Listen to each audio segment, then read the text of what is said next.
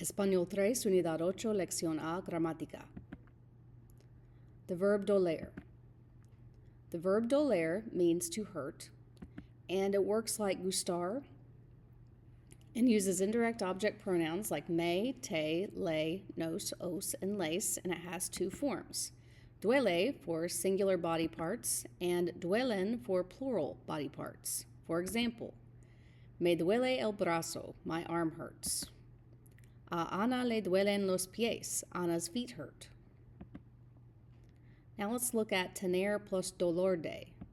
So to say that you have a pain or an ache, you use tener plus dolor de plus the body part. Couple of examples. Tengo dolor de estómago. I have a stomach ache. Ana tiene dolor de dientes. Ana has a toothache.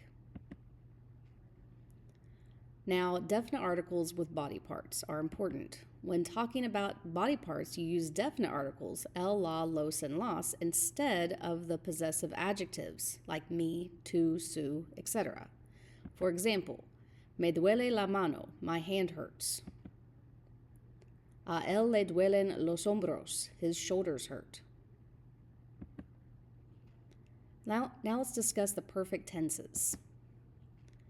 So the perfect tenses use haber plus a past participle, like comido, roto, salido. The present perfect is used to describe what someone has done. For example, Juan se ha torcido el tobillo. Juan has twisted his ankle. The past perfect is used to describe what someone had done.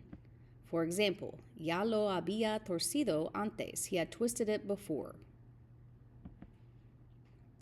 Now the future perfect tense. So you use the future tense of haber plus the past participle.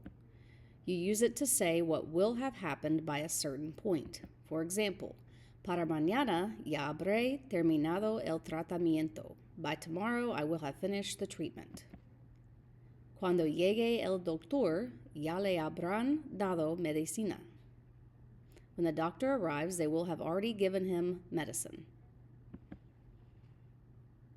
Now the conditional perfect tense.